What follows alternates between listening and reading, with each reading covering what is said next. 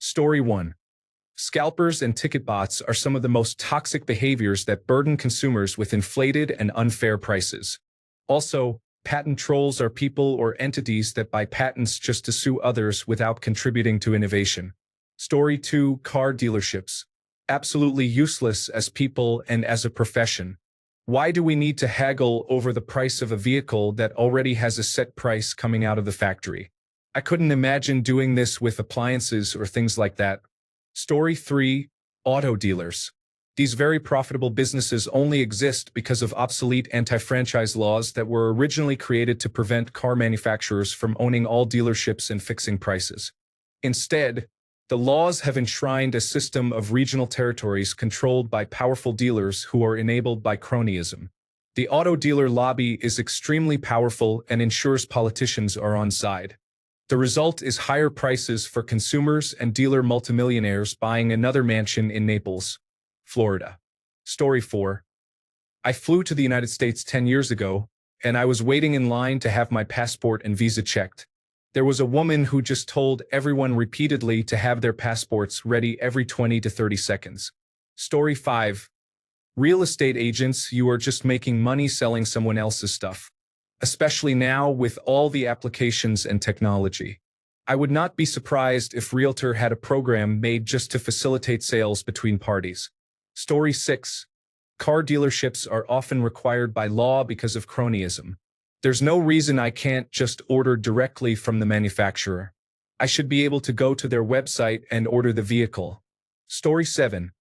Click on all the pictures with traffic lights. Are these puzzles testing our humanity or someone's boredom while inventing the world's most annoying minigames? Story 8. Real estate agents. The cost-to-value ratio is absurdly bad. Payday lenders, practically usury. Management structure for a government agency whose function is several times redundant. Unnecessary fat that could be consolidated. Story 9. Diversity, equity, and inclusion specialist/coordinator. Diversity, Equity, and Inclusion Manager/Director. Chief Diversity Officer. Diversity, Equity, and Inclusion Consultant. Diversity, Equity, and Inclusion Trainer/Facilitator.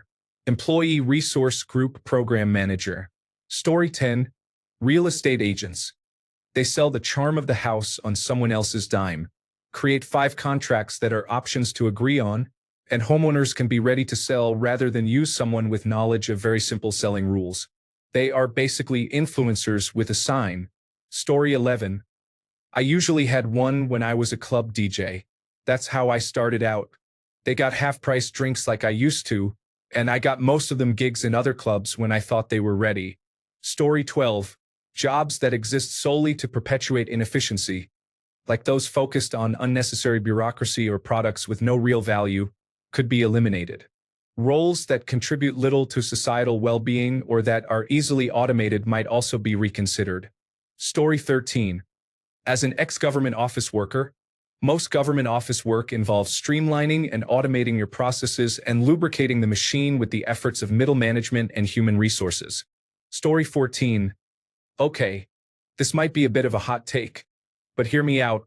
Maybe food delivery companies like DoorDash or Uber-style jobs shouldn't exist. At least not with the model they're using now. It seems odd when I hear drivers make so little and need tips.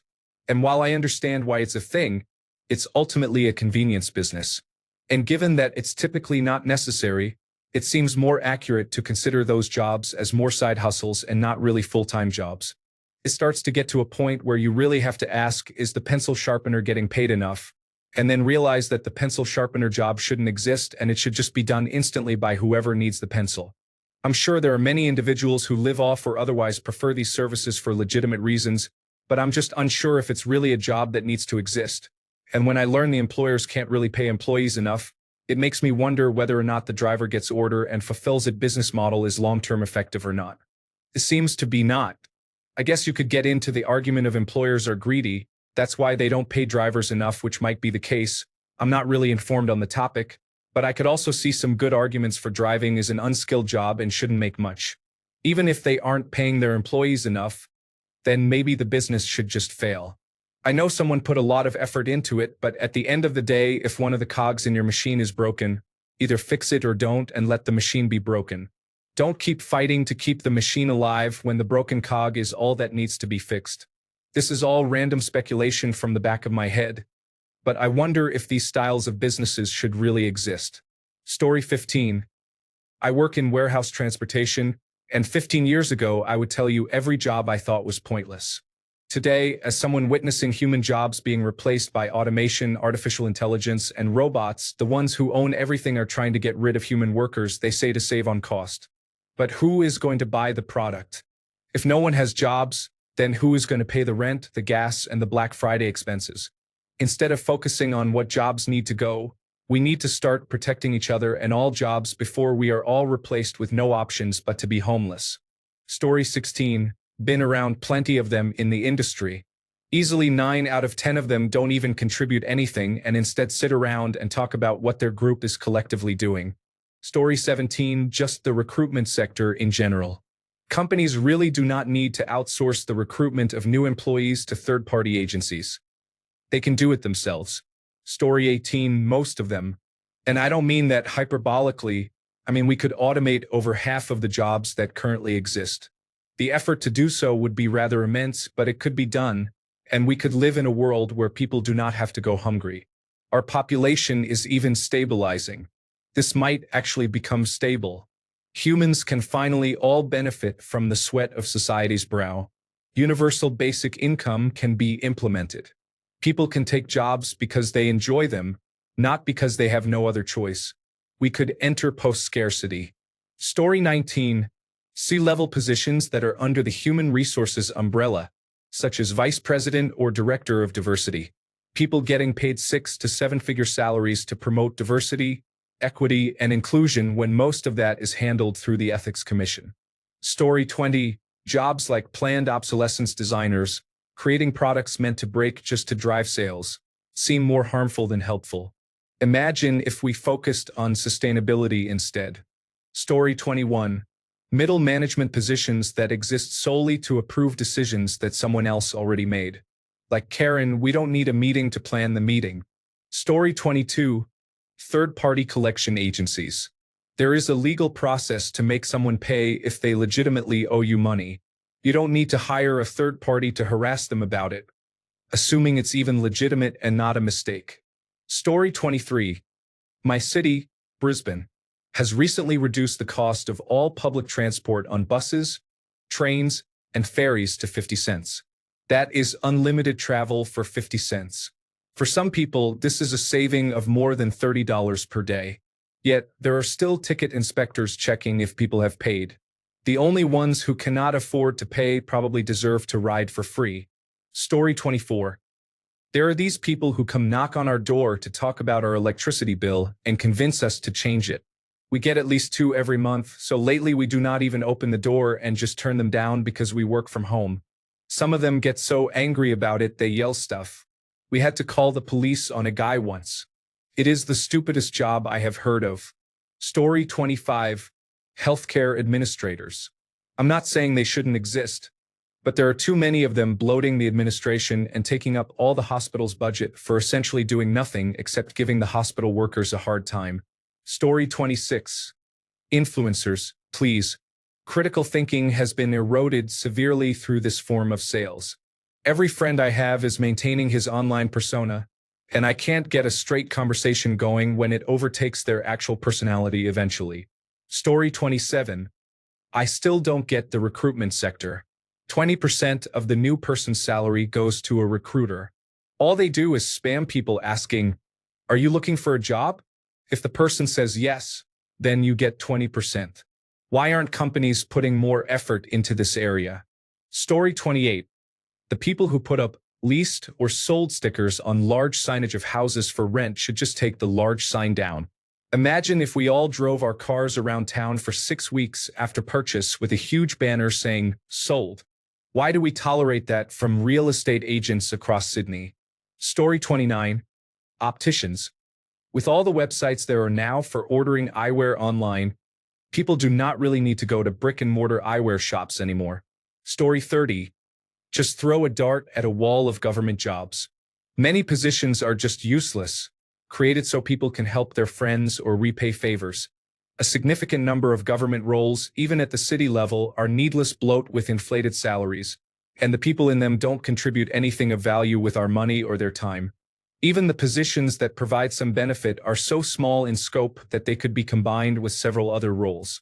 Instead, we mainly have a system where people are doing jobs that require maybe 15 hours of work a week, earning double or more the average salary. Story 31. Not sure how it's called in English, but business and economics.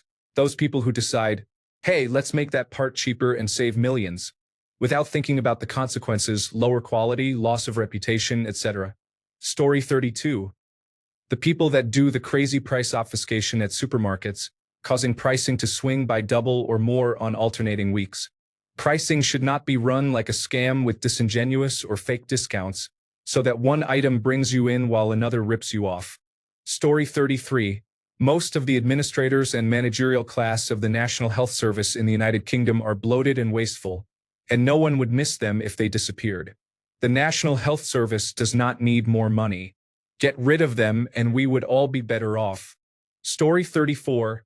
Look up pharmacy benefit managers. They are a middleman between the pharmacies, mainly the mom-and-pop stores, and the drug wholesalers. They make money by inflating the drug costs and pocketing the spreads. Want to know why your local pharmacy is closing? It is because of pharmacy benefit managers. Fun fact, one of the pharmacy benefit managers is Caremark, which is owned by CVS. So not only are they making money from the drugs and the prices told to health insurance companies and patients, but also on the spread between the deals. It's all a huge racket that no one talks about. Story 35. 90% of these are unnecessary. They are just filled by incompetent and immoral people who provide no value or use their positions to detract from society. They notionally could provide value to people, but are not really incentivized to do so. Story 36. A lot of corporate middle management roles that just seem to shuffle papers around and add bureaucracy probably do not need to exist. Also, jobs in industries that rely on selling things people do not really need, like those over-the-top influencer marketing teams. Story 37. Probably those corporate jobs where people just send emails all day to follow up on things that do not really matter. Like, do we really need someone to remind us 5 times about a meeting that could have been an email? Story 38. Not a job, any industry that facilitates government service. Government services should be done by the government, not a corporate organization. I had a bad experience with a visa facilitator company. They are the only company there, and the embassy wouldn't accept applications without going through that company. You can imagine the kind of predatory practices they engage in with that monopoly. Story 39. Honestly, anything that involves just pushing unnecessary paperwork between departments without actually improving anything. We have emails for a reason. Story 40. Any job that does not provide us with food and water, that's all you need to survive. All else is just humans wasting time. If you want a more selective job, then I suggest going with moderator. Moderating what people say is just a fancy way to say censorship police. Story 41. Most of them. The list of jobs that need to exist is very small. Smaller than the list of jobs that should not exist but do even. There is also a list of jobs that do not need to exist, but they are nice to have around. That is the biggest one probably. Story 42. Adult workers or workers of the night. Don't get me wrong, I don't look down on people who do it, but it shouldn't have to come to that. Nobody should sell their body to make ends meet, and it's disgusting how people instantly think the worst of a person when they mention that they do that as their job. Like, no, I don't think the single mom with 3 kids thought of selling her body as her first option to provide for her kids, Karen. Story 43. When I worked for higher education, there was a requirement for government funding that meant we needed a full-time equivalent to maintain the fax machines. These fax machines had a single purpose: for students to submit their meningitis vaccination records to be allowed to room in the dorms. They could, of course, send them over email, and this was 2015. To my knowledge, that employee never received a single meningitis vaccination record over fax. I presume the machines were well maintained, however. Story 44. Cashier. People can use vending machines, pay using an application, or opt to get a bill sent to their address so they can pay with a check. Soccer. People can fill out order forms from magazines or online and have their items delivered to them. Maintenance. Most places around the world consider maintenance duties to be normal duties that everyone is responsible for. It is only in the United States where these jobs really exist, and it doesn't make a difference. Restaurant jobs. People can use grocery stores. It is much cheaper, and you don't have to buy items you would have to cook if you didn't want to do that. Uber, Lyft, and other private sector transportation jobs. Transportation is integral to a country's infrastructure, so there's every reason to put the expense on internal revenue.